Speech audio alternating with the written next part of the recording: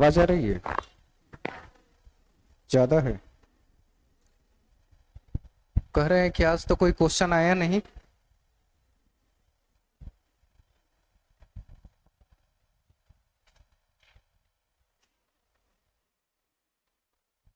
देखते हैं।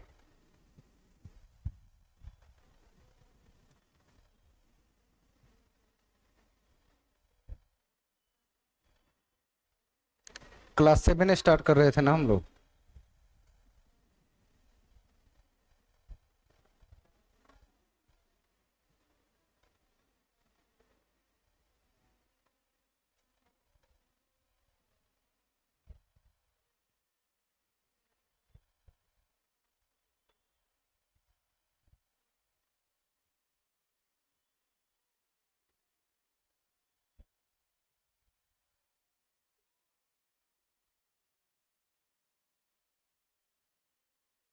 क्लास 7 में है, ध्यान दीजिए।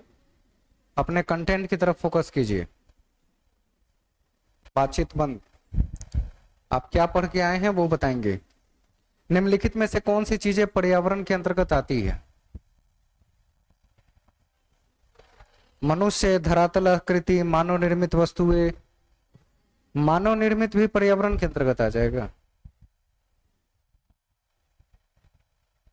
मानव निर्मित सारी चीजें पर्यावरण के अंतर्गत आते हैं क्या?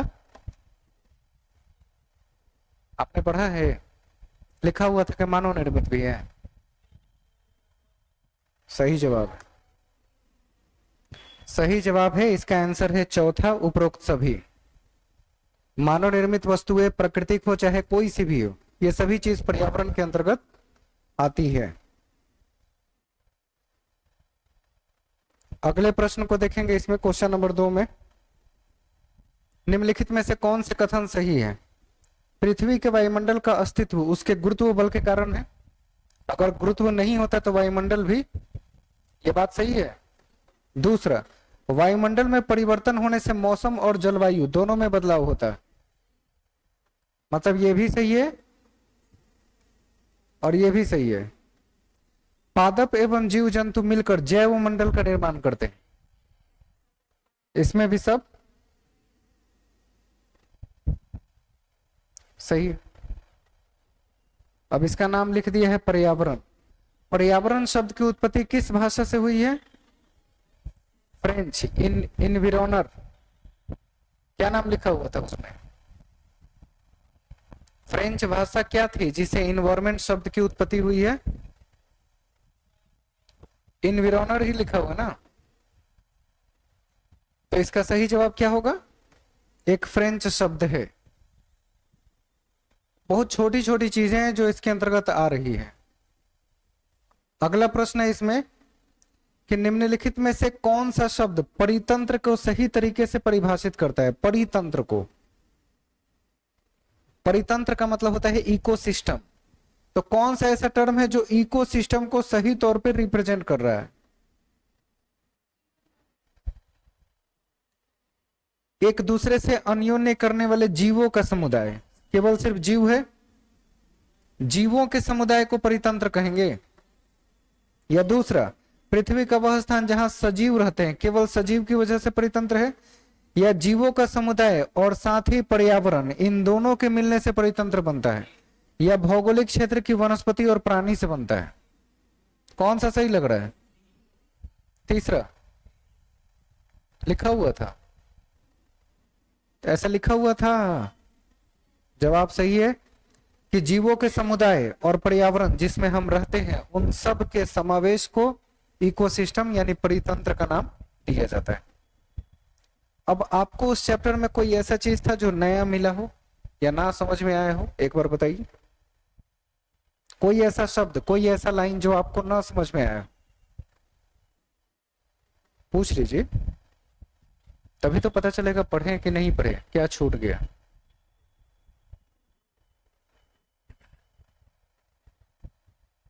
नहीं है? क्लियर है? बहुत छोटा सा ही चैप्टर था, ज्यादा नहीं था। तो हम चैप्टर 2 पर आ जाए। चलिए उसी बहाने पता चलेगा। चैप्टर 2 इसका नाम है हमारी पृथ्वी के अंदर क्या क्या चीजें मौजूद है, वही चैप्टर का ही नाम है पृथ्वी के अंदर। इसमें 8 क्वेश्चन आपको दिखेंगे इस चैप्टर में। नीचे दिए गए कथनों को ध्यान से पढ़ना है। पहला, पृथ्वी के ऊपरी परत को परपटी कहते हैं, ऊपर पट्टी। बात सही है गलत है? महासागरीय परपटी की मोटाई महाद्वीपीय परपटी से अधिक होती है। महासागर की परपटी ज्यादा मोटा है महाद्वीप की अपेक्षा, ऐसा सही है? कौन कौन से कथन आपको सही लग रहे हैं इसमें? इन दोनों में आपको कौन कौन से कथन सही लग रहे हैं? दोनों। महासागर के परपटी की मोटाई महाद्वीप से ज्यादा होती है। जल्दी हाँ ना बोलिए ना। नहीं हो सकती है, केवल पहला उत्तर सही होगा। इसके हिसाब से 2 ही क्वेश्चन के ऑप्शन है, इससे ज्यादा ऑप्शन भी नहीं है, तो केवल एक उत्तर होगा, 2 में हम नहीं जा सकते। महाद्वीपीय भाग में परपटी की मोटाई 35 किलोमीटर होती है और समुद्री सतह में मोटाई कितना है? तो समुद्र में कम होता है और महाद्वीप में ज्यादा होता है। क्वेश्चन नंबर 2 को ध्यान से देखिए। कौन से कथन असत्य है? गलत उत्तर का चुनाव करना है कि कौन सा गलत है। महाद्वीपीय परपटी में सिलिका और एल्यूमिनियम जैसे खनिजों से बना हुआ है। महाद्वीप का जो परपटी है ऊपरी हिस्सा, वो सिलिका और एल्यूमिनियम से बना हुआ है, इसीलिए उसका अभी पूछा जा रहा है कौन कौन सा गलत है, सही के चक्कर में नहीं है। दूसरा, महासागरीय परपटी सिलिका और आयरन से बनी हुई है। तीसरा, पृथ्वी की सतह परपटी के नीचे मेंटल पाया जाता है, सतह के नीचे मेंटल होता है। और चौथा, पृथ्वी की सबसे आंतरिक परत को क्रूड कहते हैं। तो गलत कौन सा है? दूसरा गलत है। परपटी में सिलिका के साथ जब आएगा तब एल्यूमिना आएगा, इसलिए इसका नाम है सियाल, SIAL। कुछ नाम याद आ रहा है?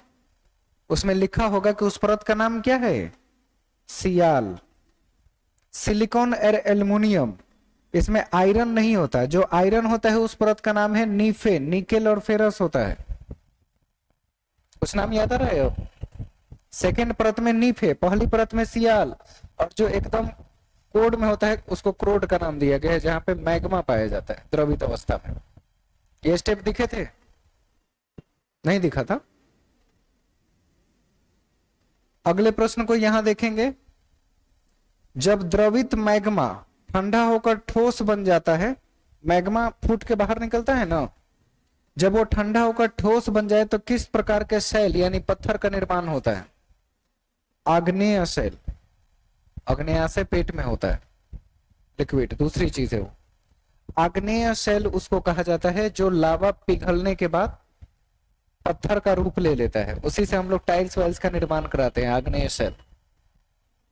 तो कायांतरित शैल जो बहुत लंबे समय तक रहने के बाद दूसरी अवस्था में परिवर्तित हो जाए। अवसादी मतलब कचरा, जो धूल गर्द सब जम जाता है उसको अवसाद यानी कचरा कहते हैं। और आग्नेय शैल क्या है? लावा फूटने के बाद जो जम जाता है बाहर निकलकर, वही आग्नेय शैल बन जाते हैं। और जीवाश्म, लाखों करोड़ों वर्षों तक कोई चीज नीचे दब जाए, दबने के बाद लिक्विड रूप में या पेट्रोलियम या किसी भी रूप में चेंज हो जाए, उसे जीवाश्म युक्त शैल के रूप में देखा जाता है। नेक्स्ट देखेंगे, पृथ्वी के कुल आयतन में सबसे अधिक हिस्सा किस परत का होता है? क्रोड एकदम केंद्र में पाया जाएगा। परपटी क्रस्ट 35 किलोमीटर होता है। मेंटल कितना होता है? मेंटल की मोटाई कितनी होती है? 84-85 किलोमीटर। और तीनों परतों का आयतन बराबर होता है, चौथे में लिख रहा है। सबसे ज्यादा किसका है? मेंटल का। आंसर कर देंगे कि पृथ्वी के कुल आयतन में सबसे अधिक हिस्सा मेंटल का होता है। आगे और बढ़ेंगे। अगला प्रश्न है कि निम्नलिखित कथनों पर विचार कीजिए। पहला, जब द्रवित लावा पृथ्वी की सतह पर आकर तेजी से ठंडा हो जाता है तब इस प्रकार बहिर्भेदी आग्नेय शैल का निर्माण होता है। बाहर निकलने के बाद आग्नेय शैल का नाम क्या पड़ गया? बहिर्भेदी, भेद के जो बाहर निकल जाए ज्वालामुखी से फटकर। वो कथन सही है गलत है? अगला इसमें है क्वेश्चन नंबर ऑप्शन नंबर 2 में, जब द्रवित मैग्मा भूपर पट्टी के अंदर गहराई में ठंडा हो जाता है तब उसे अंतर्भेदी आग्नेय शैल कहते हैं। जमीन के अंदर हो तो अंतर्भेदी, फूट के बाहर निकल जाए तो बहिर्भेदी शैल कहते हैं। बहिर्भेदी आग्नेय शैल की संरचना बड़े दानों वाली होती है, दानेदार होती है। और चौथा करे अंतर्भेदी आग्नेय शैल की संरचना महीन दानों वाली होती है। सवाल यह है कि कौन कौन से कथन सही लग रहे हैं चारों में। पहला सही था, ऑप्शन में देख के बताइए आपको कौन कौन से सही लग रहे हैं इसमें। 1 और 2, संरचना बड़े दानों वाली नहीं होती आग्नेय शैल की। आग्नेय शैल की संरचना बड़े दाने वाली होती है या नहीं होती, या दाना छोटा होता है अंतर्भेदी का। तीसरे और चौथे ऑप्शन में क्या लग रहा है, कौन सा सही होना चाहिए इसमें। तीसरे और चौथे में कौन लग रहा है सही होना चाहिए। जब पता है कि आग्नेय शैल अंदर होते हैं तो वो हमेशा लिक्विड फॉर्म में होते हैं, द्रवित मैग्मा नाम है। तो द्रव कब देखे हैं कि दानेदार होता है, जब वो द्रवित अवस्था में है तो वो दानेदार हो ही नहीं सकता, चाहे वो बहिर्भेदी हो चाहे अंतर्भेदी हो। तो उसके लिए हमारा जवाब क्या होना चाहिए कि ये दोनों में से कोई सही नहीं है, क्योंकि यहाँ दाना लिखा हुआ है और वो लिक्विड फॉर्म में होते हैं। तो आपका आंसर केवल 1 और 2 सही है। जब बाहर फूट कर निकले तो उसे अंतर्भेदी आग्नेय बहिर्भेदी आग्नेय कहते हैं, और जब अंदर भूपर पट्टी के अंदर वो जम जाए तो उसे अंतर्भेदी आग्नेय शैल कहेंगे। तो ये 2 नाम हो जाएंगे इसमें।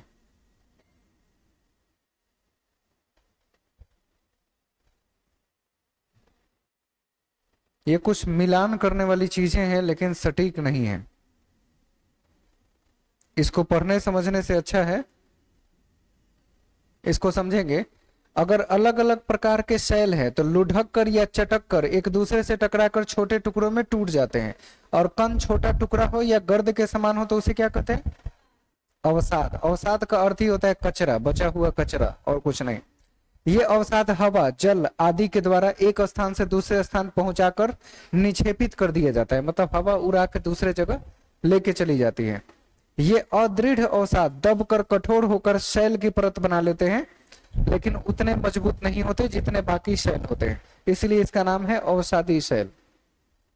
उदाहरण के लिए बलुआ पत्थर रेत के दानों से बनता है। इन शैलों में पौधे, जानवरों और अन्य सूक्ष्म जीव इन सब के परतों पर चिपक जाते हैं, धीरे धीरे सड़ गल जाते हैं और अवसादी शैल का निर्माण होता है। और अगर जीव जंतु या पेड़ पौधे उसके साथ अटैच हो गए तो जीवाश्म शैल के नाम से भी उसे जान सकते हैं। तो अवसाद के बारे में यही जानना है कि बचा हुआ कचरा जो हवा के द्वारा या निक्षेपण के द्वारा एक स्थान से दूसरे स्थान पर पहुंचा दिए जाते हैं, अवसाद कहलाएंगे। तो आग्नेय किसे कहेंगे, जो मूल रूप से मैग्मा बाहर निकलती है उसे आग्नेय का नाम दिया जाता है। कायांतरित कौन है, जो एक लंबे समय के बाद अपना रूप परिवर्तन कर ले, कायांतरित कहलाते हैं। अगला सवाल देखेंगे ध्यान से। उच्च ताप एवं दाब के कारण कौन सी शैल कायांतरित शैल में बदल जाती है। अभी मैं उसी की बात कर रहा था कि एक लंबे समय के बाद एक शैल है जो परिवर्तित हो जाती है नए शैल के रूप में, तो कौन सी शैल है जो कायांतरित शैल में परिवर्तित हो जाएगी। हुआ ही कि निक्षेपण होकर एक जगह जमा हो जाएगा और लंबे समय के बाद वो ठोस रूप धारण कर लेगा, लेकिन आग्नेय की तरह मजबूत नहीं होता है, क्योंकि वो धूल कण और छोटे छोटे कणों से मिलकर बना है, गर्द से मिलकर बना है। तो उच्च ताप और दाब पर कायांतरित शैल में परिवर्तित हो जाते हैं अवसादी शैल। क्या आग्नेय शैल कायांतरित शैल में परिवर्तित नहीं होते। सोच के बताइए, एनसीईआरटी में दिया है कि नहीं दिया है। कायांतरित शैल के उदाहरण में अवसादी और आग्नेय दोनों लिखा है कि नहीं चेक कीजिए तो, चूंकि ऑप्शन में यहां दोनों भी है और मुझे लग रहा है केवल अवसादी नहीं होना चाहिए। लिखा है तो सही है, दोनों लिखा है। अगर एग्जाम्पल में कि कायांतरित के उदाहरण आग्नेय शैल और अवसादी शैल दोनों है तो सही है। बेसाल्ट किसके अंतर्गत आता है, बेसाल्ट किस प्रकार के शैल के अंतर्गत बेसाल्ट आता है? आग्नेय। कमजोर होता है ईंट की तरह, बहुत ज्यादा मजबूत ना हो।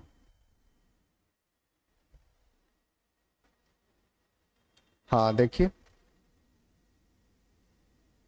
आग्नेय और अवसादी दोनों चट्टानों के भौतिक और रासायनिक गुण परिवर्तित हो जाते हैं। बात तो सही है। चिकनी मिट्टी, स्लेट, चूना पत्थर, संगमरमर ये सब रूप में परिवर्तित हो जाते हैं। आगे बढ़ जाएं।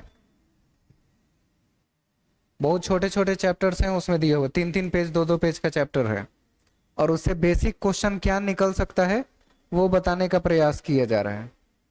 पूछा जा रहा है आपसे कि नीचे दिए गए कथन और कारण पर विचार कीजिए। ऐसे ही क्वेश्चन कथन कारण वाला आजकल देखने को मिल रहा है, पहले नहीं आते थे ऐसे।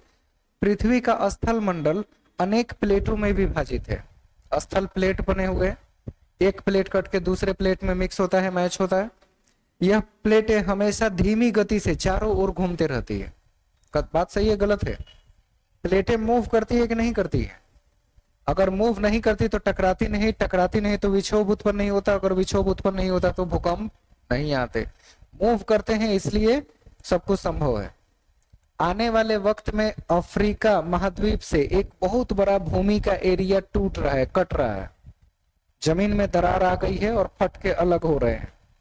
अलग होने के बाद वो समंदर के किनारे है, समुद्र उसे बहा के ले आके ऐसा ना हो कि इंडिया, पाकिस्तान और बांग्लादेश के साथ जोड़ दे। एशिया में आके यहीं अटैच होगा, हिंद महासागर से इधर भारत को कनेक्ट करेगा, और उसकी वजह से भारत के सिर्फ विनाश लिखा हुआ है। अगर आ गया तो सिर्फ विनाश। कारण, क्योंकि जिन प्लेटों से आके टकराएगा, टकराने के बाद वो एक पहाड़ का निर्माण कर देगा, उतनी बड़ी भूमि।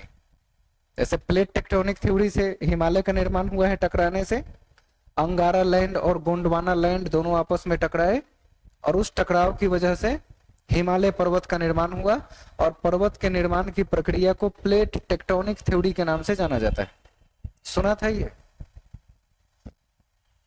नहीं सुना था तो अभी सुन लीजिए, नहीं सुना था तो। वैसे ही एक नई प्लेट, एक नया लैंड आके भारत के समुद्री रास्ते से होकर भारत के लैंड से टकराएगा। दोनों लैंड टकराने की वजह से वहां एक पहाड़ का निर्माण हो जाएगा।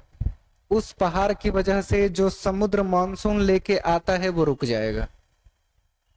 अगर समुद्र मानसून लेके नहीं आया तो भारत के क्षेत्रों में केरल से प्रवेश ही नहीं होगा।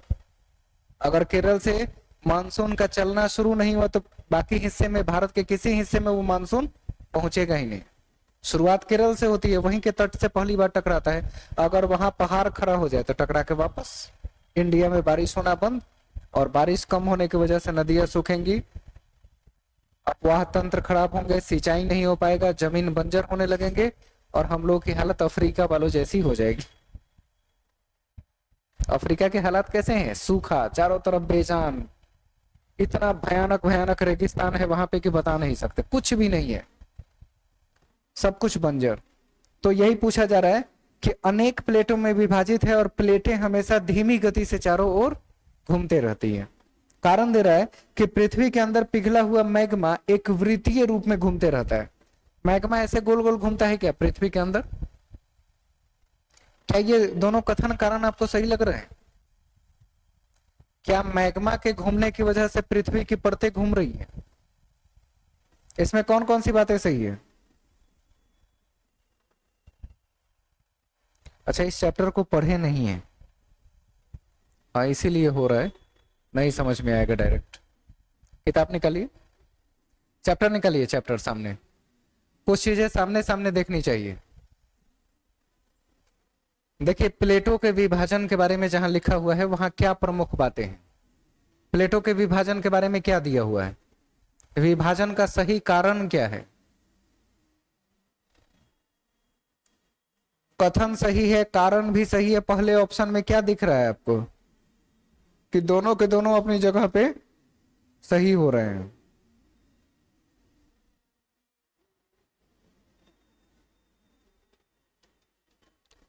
क्या मैग्मा वृत्तीय गति में घूमता है? बस वही एक डाउट है। मैग्मा चलता तो है, लिक्विड है, लेकिन ये ध्यान में नहीं आ रहा है कि वृत्तीय गति होती है कि नहीं। अगर वृत्तीय गति किताब में लिखा है तो सही है। पृथ्वी अपने अक्ष पर, अपने धुरी पर किस दिशा में घूमता है? पश्चिम से पूरब की ओर।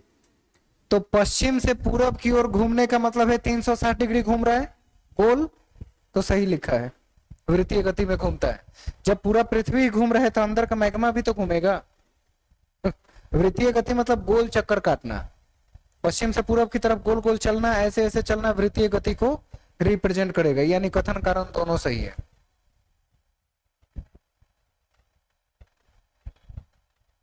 यहां कथन और कारण दोनों सही है। उसका रीजन समझ में आया? जब पृथ्वी वृत्तीय गति कर सकती है तो उसके अंदर मौजूद जो भी चीजें हैं वो सब भी वृत्तीय गति में हो सकते हैं, चूंकि केंद्र की बात हो रही है।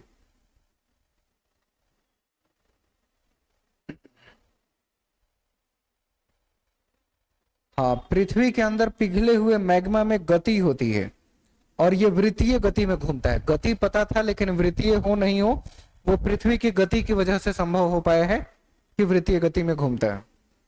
अगले प्रश्न को देखेंगे। इसमें निम्नलिखित में से कौन सा कथन सही है? भूकंप के अंतर्गत भूपर पट्टी के नीचे का वो स्थान जहां कंपन आरंभ होता है उसे क्या कहते हैं?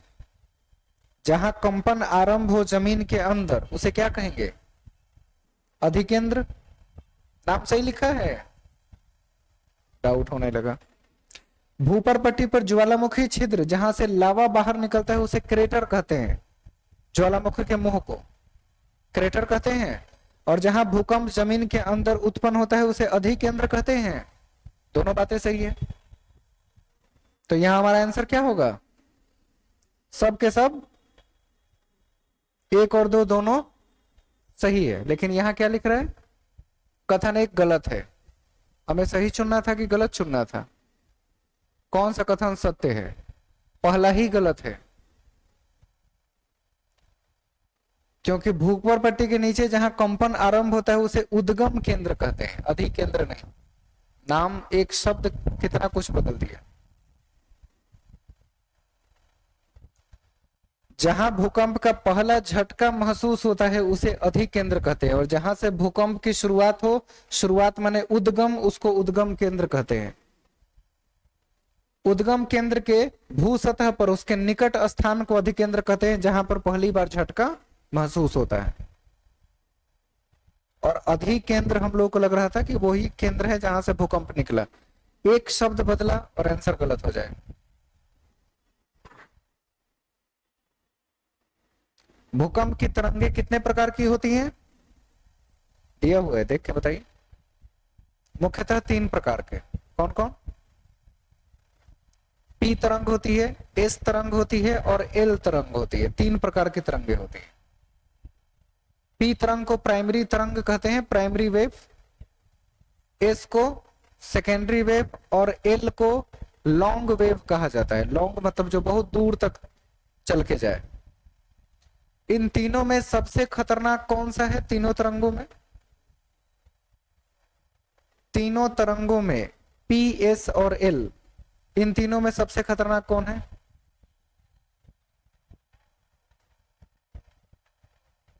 कौन सा? एस तरंगे सेकेंडरी सबसे खतरनाक होती है। रीजन, वो जिस जगह क्रिएट होगी उसको पूरी तरह तहस नहस करके रख देती है, खत्म। जैसे छोटी से क्षेत्र में होगी और वहां पूरी तरह सब कुछ भस्म करके रख देगी। जैसे पटना के भिखना पहाड़ी के क्षेत्र में अगर वो आ गया तो 10-20 बिल्डिंग जमीन के नीचे आके हिल के नहीं रह जाता है, तहस नहस कर दे। जमीन दिख रही है, खड़ी है, खड़ी है, एक ही बार पता चले वो दम से नीचे गिर गई। तो समझिए वो कौन सी तरंग है? एस तरंग है। पी तरंगे झटका देती है, नुकसान नहीं करती। एस तरंगे एक विशेष क्षेत्र तक होती है और वो बहुत ज्यादा नुकसान करती है। और एल तरंग सिर्फ आपको एहसास करा देगी कि भूकंप आया है। इंडिया में भूकंप आया, वो पाकिस्तान, बांग्लादेश कहां कहां चली जा सकती है। जैसे 2014 वाला आया था, 2014 वाला याद है ना? कई दिन तक लगातार भूकंप आते रहे। अभी 2023 में तुर्की में भूकंप आया था, एस तरंग था वो, एस। तुर्की में इतनी बिल्डिंगें धंसी और गिरी कि आप सोच नहीं सकते। मतलब दूसरे देशों से मदद मांगने की जरूरत पड़ गई। कम से कम वहां 46,000 लोग मर गए दब के, जो गिनती में है, बाकी कितने का पता नहीं। उसको सेकेंडरी वेव कहा जाता है।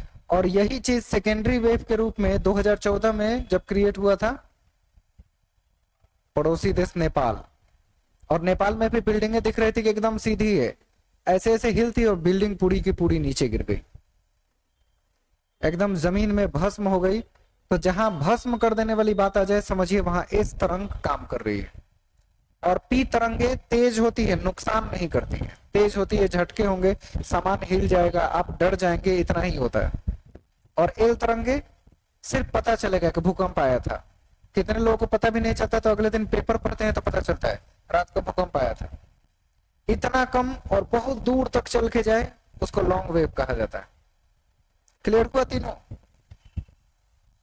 जापान को कहा जाता है कि वो भूकंप के ढेर पर बसा हुआ एक देश है। जापान आए दिन भूकंप आता है। फ्यूजियामा, फुकुशिमा, ये सब जो उसका अपना स्टेट है, वहां आए दिन भूकंप। उसका परमाणु रिएक्टर जहां है वहां भी भूकंप आते हैं, परमाणु फट जाता है, ऐसा भी कई बार हुआ है। इसके बावजूद भी जापान इतना डेवलप है, जहां रोज इतने बड़े हादसे हो रहे हैं उसके बावजूद भी इतना डेवलप। रीजन कि उसने भूकंप रोधी चीजें बनाना शुरू कर दी। आज के डेट में वो बिल्डिंग बनाता है, नीचे से उसकी सेटिंग ऐसे बनाती है कि बिल्डिंग ऐसे ऐसे हिल के रुक जाती है। हमारे यहाँ नींव अलग बनाते हैं ना, वो नींव से अलग बिल्डिंग को बनाता है और बीच में जैसे स्प्रिंग नहीं होता है उसको सेट करके रखा हुआ। 20 माले बिल्डिंग है, गिरेगी नहीं, धंसेगी नहीं, वो उसकी टेक्नोलॉजी ऐसी है। क्योंकि वो सीख गया कि हमारे यहाँ डेली भूकंप आता है, इंतजाम तो करना होगा। जिसके यहाँ नहीं आते वो नहीं बनाते। सबसे ज्यादा भूकंप वाला महासागर कौन सा है जहां आए दिन भूकंप आता है डेली? और उस भूकंप की वजह से जो लहरें होती है वो 20 फीट, 50 फीट या 100 फीट ऊपर उठती है। समुद्र की लहरें पैसिफिक ओशियन में, प्रशांत महासागर, भूकंप की पेटी कहा जाता है उसको, प्रशांत महासागर को। आपके इस किताब में सब दिया होगा, जहां जहां महासागरीय पेटी और जनरल पेटी की बात होगी वहां सब नाम आएगा। एक बार जब आप देखिएगा आपको क्लियर हो जाएगा।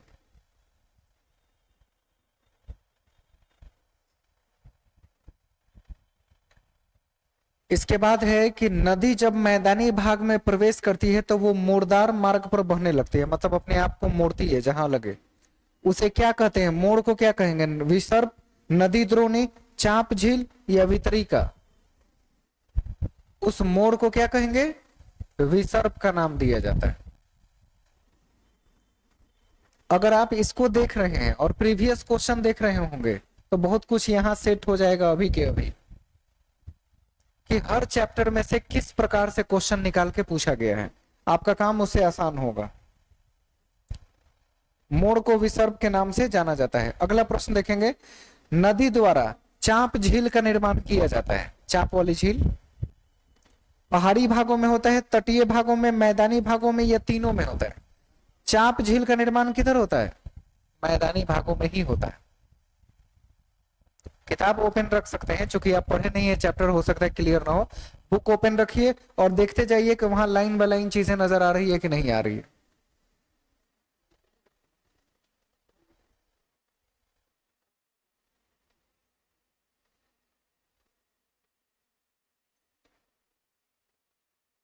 इसके बाद आते हैं अगले क्वेश्चन में, निम्नलिखित में से कौन सी तटीय स्थल आकृतियां समुद्री तरंगों के द्वारा बनाई जाती है? समुद्र तरंग से इनमें से किसका निर्माण होता है? समुद्री गुफा का, तटीय मेहराब का, स्टैक का, समुद्री भृंग का। स्टैक 2 बार 2021 और 22 दोनों में पूछा हुआ क्वेश्चन है। स्टैक पहली बार जब लोग नाम सुने पता ही नहीं स्टैक होता क्या है। अब तो हम भी घुमा फिरा के कुछ इशारा कर ही दिए। इसका सही जवाब क्या होगा? एक आंसर नहीं ना चुनना है, एक से ज्यादा चुनना है। तो कौन कौन से आप चुनेंगे? समुद्र में जो तरंगे उत्पन्न होती है वो जाके अगर टकराएगी किनारे से तो किस प्रकार की रचना का निर्माण करते हैं? बस मेहराब बनाता है। मेहराब गुंबद को कहते हैं, जो मेहराब बनाया जाता है ईंट पत्थर वगैरह से। तो कोई समुद्री तरंग कोई मेहराब बना सकती है? मेहराब बना सकती है? तो बना सकती है, पॉसिबल है। क्योंकि अगर नीचे जाके तय कर रही है तो ऊपर से एक रचना बन जाती है अजीब सा, जो गोल दिखेगा, वो मेहराब कहलाता है। रेयर चांस है, हर जगह नहीं बनते। और जहां तटीय मेहराब बन जाते हैं वहां फिल्म की शूटिंग बहुत होती है, क्योंकि उसकी रचना बहुत खूबसूरत दिखती है, और उस पार भी पानी, इस पार भी पानी, और बीच में मेहराब जैसी आकृति नजर आती है। तो इसमें आपका आंसर क्या होगा? सब के सब होंगे। और समुद्री तरंगे किससे टकराती है? शैल यानी पत्थरों से, और टकराने की वजह से इस तरह की चीजों को निर्माण करते हैं। समय के साथ ये बड़ी और चौड़ी हो जाए तो इनको समुद्री गुफा कहते हैं। इन गुफाओं के बड़े हो जाने पर इनमें केवल छत ही बचती है, अंदर से पानी का आना जाना लगातार बना रहता है। फिल्म की शूटिंग और गानों वगैरह में देखते होंगे ना, ऐसा सीन दिखाना कि बीच में एकदम खाली है, ऊपर से पत्थर जैसा है, और पानी का आवागमन इस पार से उस पार लोग कर सकते हैं। अगर केवल छत बची है, अंदर कुछ भी नहीं बचा, तो वो मेहराब जैसी आकृति बना लेता है। मेहराब यानी गुंबद टाइप की आकृति, तो वो तटीय मेहराब कहलाते हैं। और लगातार अपर्दन, छत को तोड़ दिया अगर, तो केवल दीवार बचेंगी, और दीवार की आकृति को स्टैक कहते हैं। मतलब यू के आकार का बनेगा, ऊपर का छत गायब हो गया, केवल यू जैसा दिखेगा, तो उसे क्या कहेंगे? स्टैक। और समुद्री जल के ऊपर लगभग ऊर्ध्वाधर उठे हुए ऊंचे शैलीय तटों को समुद्री भृंग कहा जाता है। भृंग, तो नाम सब अलग अलग है। एक चीज इसमें और भी अजीब है कि समुद्री तरंगे किनारों पर जो कचरा जमा कर देता है और एक टीला बना देता है, उसको पुलिन का नाम दिया जाता है। उसको समुद्री पुलिन कहते हैं। पुलिन मतलब कचरों का टीला, गंदगी का एक टीला वैसा बना लेगा। तो इन प्रश्नों को देखने के बाद क्या ख्याल आ रहा है? स्टैक जो मैंने नाम बताया, ये ऑलरेडी एकदम हाल फिलहाल में 2 बार पूछा जा चुका है। इस नाम को ध्यान रखना है। किस प्रकार के शैल का निर्माण? लहरों का टकराना, भूकंप, भूकंप को कितने जोन में बांटा गया है इस बारे में भी देखना, उसमें जोन का नाम दिया गया है। महाद्वीपीय जोन अलग है, महासागरीय जोन अलग है। दोनों जोन में देखना होगा कि किस जोन में सबसे ज्यादा बांटा गया है। भूकंप सबसे ज्यादा आने वाले क्षेत्रों में किनका नाम प्रमुख रूप से है? भारत में सबसे ज्यादा भूकंप कहां आते हैं? ये सबके प्रश्न बनते हैं। भारत के किन क्षेत्रों में भूकंप सबसे ज्यादा है? भारत के 4 जोन जो बटे हैं उसमें उत्तरी पेटी जो है, भारत का उत्तरी पेटी, उसमें भूकंप की संभावना सबसे ज्यादा होती है। मैदानी क्षेत्रों में भूकंप की संभावना कम होती है, कम है, यह है भी तो विनाशकारी नहीं है। लेकिन जो पहाड़ी इलाके हैं, समुद्री इलाके हैं, वहां जो भूकंप आते हैं वो बहुत ही खतरनाक। 2004 में भारत में जो चेन्नई में सुनामी टकराई थी, उसका रीजन क्या था? समुद्र के अंदर होने वाला एक ज्वालामुखी विस्फोट। समुद्र में ज्वालामुखी विस्फोट उठा और समुद्र की लहरें 100-200 फीट ऊपर, और उतने फीट ऊपर उठकर तेजी से उस ओर आना जिधर खाली है, मैदानी इलाकों में, अपने तट की ओर। और तट की ओर आया तो तट के किनारे जितनी चीजें थी सबको तहस नहस कर दिया। बहुत लोग मरे भी थे 2004 में। उसका रीजन क्या था? कि उसी 2004 में जस्ट कुछ दिन पहले इंडोनेशिया में भयानक वो चीज फटा था। समुद्र के अंदर फटेगा तो जो पानी है वो एक भयानक स्पीड के साथ एक ऊंचाई लिए बाहर प्रवेश करे, तो हम लोग उसका क्या नाम देते हैं? सुनामी। और ये सुनामी सबसे ज्यादा जापान में आते हैं, चूंकि वो भूकंप के ढेर पर बैठा हुआ है। और जापान से ही सुनामी शब्द की उत्पत्ति होती है। सुनामी शब्द भी एक जापानी शब्द है। मतलब समुद्र में आए हुए भूकंप को उन्होंने नाम दिया सुनामी, और वही सुनामी चारों तरफ धूम मचाए हुए है अपने पानी से।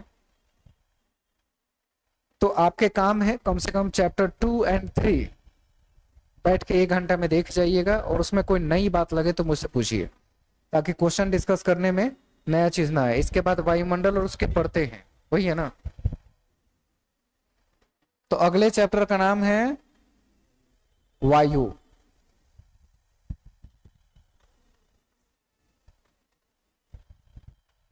अभी एक ही दिन ज्यादा चैप्टर हो जाएगा, नहीं तो कराने को सब एक ही दिन में पूरा करवा देते सारे चैप्टर्स का क्वेश्चन, लेकिन लोड हो जाएगा और लोड होना अच्छी बात नहीं है।